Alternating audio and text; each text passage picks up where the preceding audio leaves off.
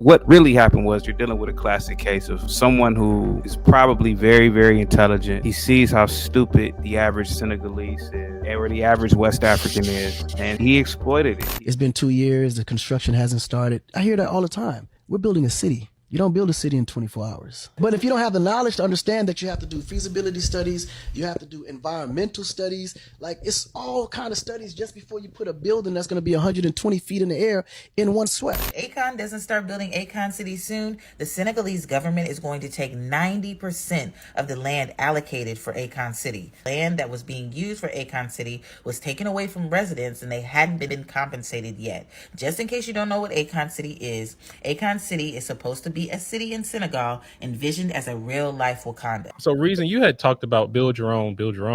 Akon had a plan to build the Wakanda. And well, he ain't built shit.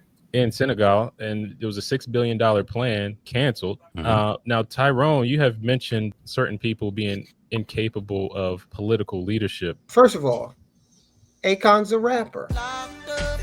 And that's fine. He's very successful from what I understand. But going from a rapper to municipal planner, the thing about Africa is its terrain. They have very few rivers that are navigable to the sea.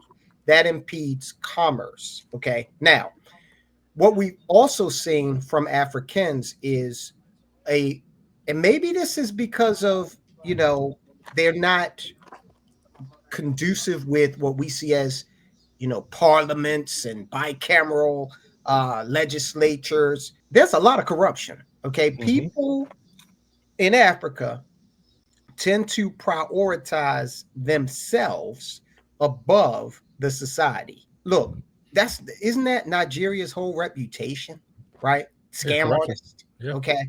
So it is what it is. So I just think that under, this kind of quasi, and I understand a lot of African governments lean Marxist, but I just think that they have proven that governance, they're proving that it's not easy, right? And look, the United States of America, hey, look, we're one to talk, right? We can't get out of our own way.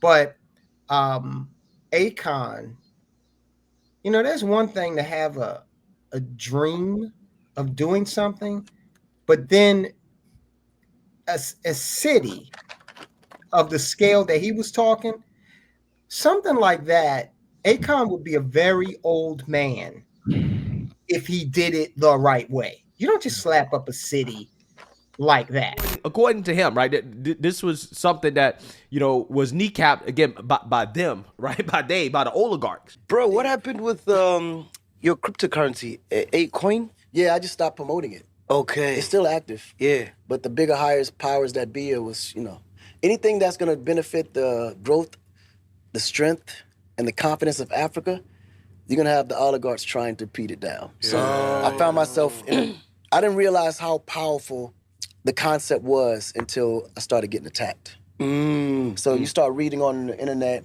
Akon is not working, it's a scam, this and that. Then they say, Akon City is not real, it's just a bunch of land with goats walking around. So these were all governmentally paid advertisements to try to shut me down. Oh, yes. Man. Why? Yeah. If someone like me can accomplish that, and Africa has what?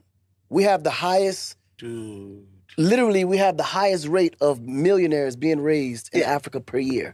Yeah. Imagine if they all thought like the way I did, how quick we would develop, how quick we would start owning our own resources. It's a huge threat. And I'm a huge voice in Africa, so they can't see that happening. So that's why it's important for the Africans to make sure they back me, protect me, to make sure these things happen, because all I want to do is continue to bring opportunities for us to be able to grow. You know what I'm saying? Because it doesn't make sense for me to globally go around the world and just spread lies. Knowing that anyone can easily just jump on a plane, fly over there, and see nothing happening. I say, I love it. I see everything that he's doing. I get to witness it. And this is Akon's priority. Yeah, I want to go back to this comment right here. Akon doesn't understand real estate development. It's an incredible point, because I think part of Black culture, outside of just embracing what we're good at, is cooperation, right? And I think part of it is saying we have to do things all in-house, right? We have to be every element of society. a lot of other culture, and this is probably the downfall of white culture, but it's also a strength of white culture, is saying, hey, we recognize we can't do everything, so we're inviting people to come in. And I think that's, one of the weaknesses, particularly of black culture, is that is not as cooperative. And then when we do see people rising up, it's like we got to bring them back down. Really? Well, I mean, I know Dr. Umar Johnson took how many years to build these schools, and being Pan-African. Look, if that's the joke, that's the joke, because his whole mentality was, I'm going to do all this with black everything. And quite frankly, I don't necessarily know if he's ever going to get these schools completely open, running, and functional.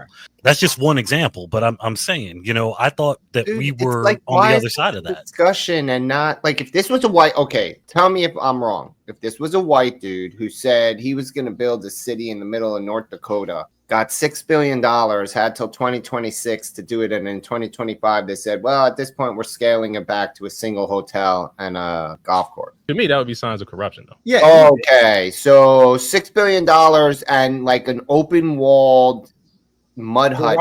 What is it like? Yeah. I don't know. It's someone called it futuristic looking the other day. This is the first building of the $6 billion city. Wow, guys. Actually, after 6 years. Let's go inside and see what it is. Wow. Guys, we just arrived Akon City. Are you telling me that he got $6 billion and then had a specific period of time, and then he said, he has till 2026 to finish the first phase, which was basically power plants, municipal buildings, some commercial thing, a hotel. And where's he at? He obviously created some sort of shell company or some sort of shell consulting company.